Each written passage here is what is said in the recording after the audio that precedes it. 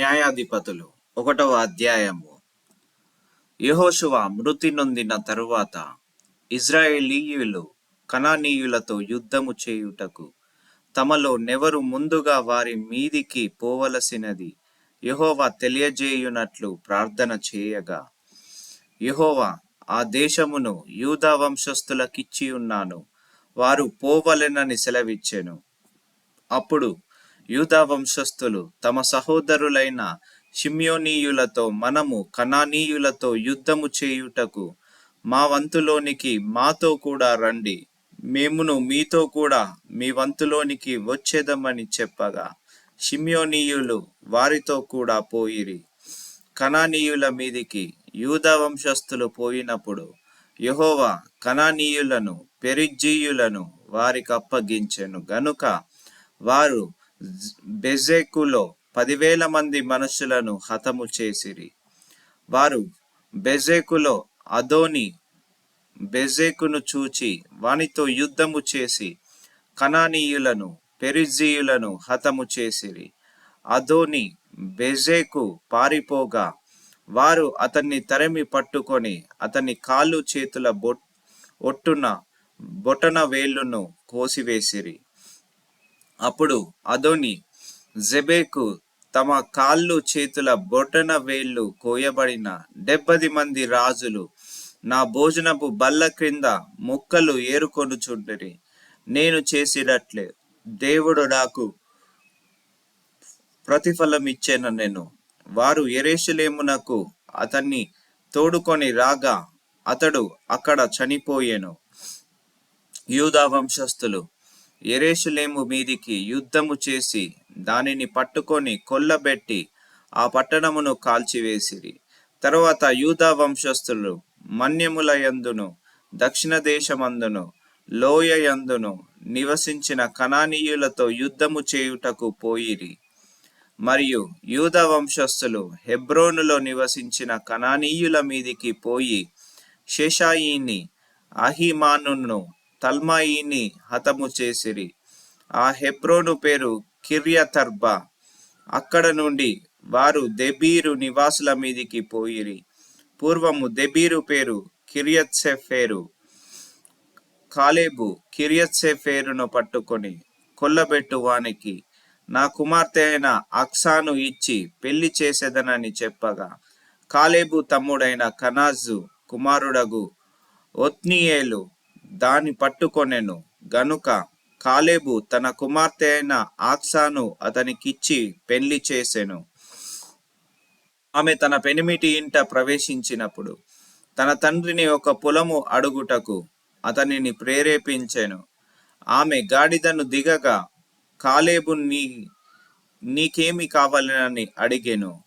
అందుకామె, దీవెన దయచేయుము, నాకు దక్షిణ భూమి ఇచ్చియున్నాను, నీటి అడుగులను కూడా నాకు దయచేయమనెను. అప్పుడు కాలేబు ఆమెకు మొరక మడుగులను, పల్లపు మడుగులను ఇచ్చెను. మోషే మామయైన కెయిను కుమారుల యూదా వంశస్థులతో కూడా ఖర్జూర చెట్ల పట్టణములో నుండి అరాదు దక్షిణ దిక్కులోని యూదా అరణ్యమునకు వెళ్ళి అక్కడ చేరి ఆ జనముతో నివసించిరి. యూదా వంశస్థులు తమ సహోదరులైన షిమ్యోనీయులతో కూడా పోయి జెఫాతులో నివసించిన కనానీయులను హతము చేసి పట్టణమును నిర్మూలము చేసి ఆ పట్టణమునకు హోర్మా అను పేరు పెట్టిరి. యూదా వంశస్థులు గాజాను దాని ప్రదేశమును, అష్కెలోనును దాని ప్రదేశమును, ఎక్రోనును దాని ప్రదేశమును పట్టుకొనిరి. యెహోవా యూదా వంశస్థులకు తోడై ఉన్నందున వారు మన్యదేశమును స్వాధీనపరుచుకొనిరి. అయితే మైదానమందు నివసించు వారికి ఇనుప రథములున్నందున వారిని వెళ్ళగొట్టలేకపోయిరి. మోషే చెప్పినట్లు వారు కాలేబుకు హెబ్రోను నీయగా అతడు 3 అనాకీయులను అక్కడ నుండి పారదోలి దానిని స్వాధీనపరుచుకొనెను. యెరూషలేములో నివసించు యెబూసీయులను బెన్యామీనీయులు వెళ్ళగొట్టలేదు. యోబూసీయులు బెన్యామీనీయులతో కూడా నేటి వరకు యెరూషలేములో నివసించుచున్నారు. యోసేపు ఇంటివారు బెతేలుకు వెళ్ళినప్పుడు యెహోవా వారికి తోడై ఉండెను. పూర్వము లూజ్ అనబడిన బెతేలును వేగుచూచుటకు యోసేపు ఇంటివారు దూతలను పంపగా, ఆ వేగుల వారు ఆ పట్టణము నుండి ఒకడు వచ్చుట చూచి, నీవు దయచేసి ఈ పట్టణములోనికి వెళ్ళు త్రోవను మాకు చూపిన ఎడల మేము మీకు ఉపకారము చేసేదమని చెప్పిరి. అతడు పట్టణములోనికి పోవు త్రోవను వారికి చూపగా, వారు ఆ పట్టణమును కత్తివాత హతము చేసిరి గాని ఆ మనుష్యుని వారి కుటుంబీకులనందరినీ పోనిచ్చిరి. ఆ మనుష్యుడు హిత్తీయుల దేశమునకు వెళ్ళి ఒక పట్టణమును కట్టించి దానికి లూజు అను పేరు పెట్టెను. నేటి వరకు దానికదే పేరు.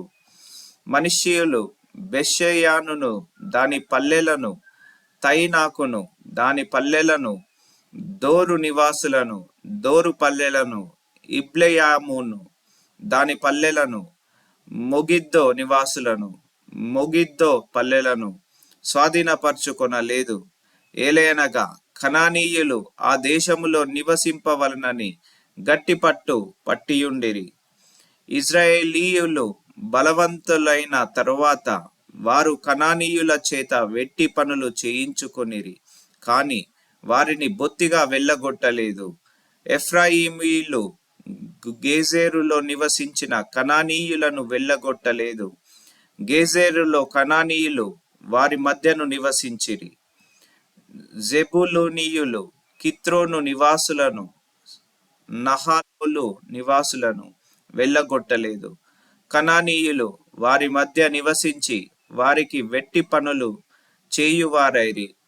అషోరీయులు అక్కో నివాసులను, సీదోను నివాసులను, అహ్లాబు వారిని, అక్కీబు వారిని, హెల్బా వారిని, అఫేకు వారిని, రెహోబు వారిని, అషరీయులు దేశ నివాసులైన కనానీయులను వెళ్ళగొట్టక వారి మధ్య నివసించిరి.